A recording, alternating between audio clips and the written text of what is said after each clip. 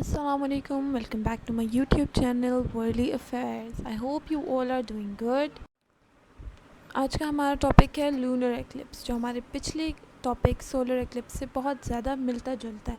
तो ये क्लास बहुत शॉर्ट और बहुत ज़्यादा इजी होने वाली है। अच्छा, लूनर एक्लिप्स क्या होता है? As you can see in the picture, it is very obvious कि जब ज़मीन सूरज और चाँद के दरमियान आ जाती है तो सूरज की रोशनी चाँद पर नहीं पहुंच पाती। इसके बरक्स अर्थ की शेडो चाँद पर पहुंचती है, जिसकी वजह से एक चाँद की डल सी सरफेस या अंधेरे वाली सरफेस या शेडो वाली सरफेस डार्कन कलर में हमारे सामने, यह ज़्यादा तो कभी कभार रेडिश कलर में अपीयर होती है, जिसको हम बासानी अर्थ से ऑब्ज़र्व कर सकते हैं। इसको हम कहते हैं लूनर एक्लिप्स। इसके बरक्स सोलर एक्लिप्स क्या था? उसमें चाँद ज़मीन और सूरज के दरमियान आ जाता था, तो अर्थ के कुछ एरियाज़ पर सूरज की रोशनी नहीं पहुंच पाती थी, वो होता था सोलर एक्लिप्स।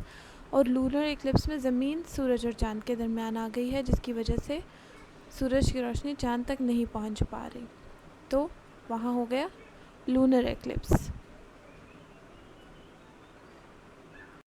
सोलर एक्लिप्स की तरह लूनर एक्लिप्स की भी 3 टाइप्स होती हैं: टोटल, पार्शियल, पेनिम्ब्रल। टोटल एक्लिप्स में चाँद पूरे तौर पर छुप जाता है और डार्कर शेडो हमारे ज़मीन से हम आसानी उसको ऑब्ज़र्व कर सकते हैं। चाँद डार्क कलर का या रेडिश कलर का हमें दिखाई देता है आसानी ज़मीन से। पार्शियल में ज़मीन चाँद जो है, तो चाँद का सिर्फ कुछ पोर्शन ही ज़मीन के शेडो के से छुपा होता है, बाकी का हमें दिखाई दिया जाता है, जैसे कि पिक्चर में नज़र आ रहा है। और पेनिम्ब्रल क्या होता है? पेनिम्ब्रल में चाँद उस पोजीशन में होता है कि ज़मीन का एक साइड से थोड़ा सा शेडो उसके ऊपर पड़ रहा होता है, जो कि बहुत फेंट किस्म का होता है। ये इसको ऑब्ज़र्व करना ज़रा मुश्किल होता है, क्योंकि ये पता नहीं चलता कि ये लूनर एक्लिप्स है। ये सिर्फ इसमें चाँद डार्कर नहीं होता, लेकिन थोड़ा सा फेंटर हो जाता है, थोड़ा सा डिमर हो जाता है। अच्छा, इसकी कॉजेज़ क्या हैं? It depends on the alignment of the sun, earth and the moon. जब ज़मीन चाँद और सूरज के दरमियान आ जाती है तो अर्थ का शेडो चाँद पर पड़ता है, जिसकी वजह से सूरज की रोशनी चाँद तक नहीं पहुंच पाती।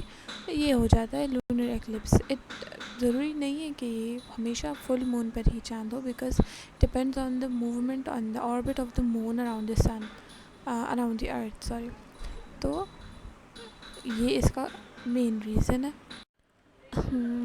Guys, sorry for the noisy background. I'm looking for better location, but till then please do watch my videos and cope with me. अच्छा, ब्लड मून क्या होता है? जैसे कि मैंने आपको बताया कि जब सूरज की रोशनी ज़मीन पर नहीं पड़ पाती तो बाज़ औक़ात चाँद की रेडिश सरफेस हमारे आगे नज़र आती है। अच्छा, ऐसा क्यों होता है? ज़मीन के एटमॉस्फेयर से सूरज की शुआएं कुछ रोशनी पास हो जाती है। ज़मीन के एटमॉस्फेयर से शॉर्टर वेवलेंथ्स ब्लू और ग्रीन रुक जाती हैं, जबकि जो लॉन्गर वेवलेंथ्स होती हैं रेड और ऑरेंज, वो पास होने की कोशिश करती हैं, और जब पास होती हैं तो चाँद तक पहुंचती हैं और रिफ्रैक्ट होती हैं और मून की सरफेस तक पर हमारे पर नज़र आती है, जिसकी वजह से मून की अपीयरेंस हमारे पास रेडिश नज़र आती है, और इसी मून को कहा जाता है ब्लड मून। सोलर एक्लिप्स को ऑब्ज़र्व करने के लिए हमें बहुत सारे इंस्ट्रूमेंट्स की ज़रूरत पड़ती है, सोलर ग्लासेस वगैरह की, शीट्स वगैरह की। लेकिन लूनर एक्लिप्स को ऑब्ज़र्व करना बहुत ज़्यादा सेफ़ है। इसको हम अपने नेकेड आई से बआसानी ऑब्ज़र्व कर सकते हैं, और आसमान की दीवाने लोगों के लिए बहुत मेस्मराइजिंग सीन होता है इसको देखना और ऑब्ज़र्व करना।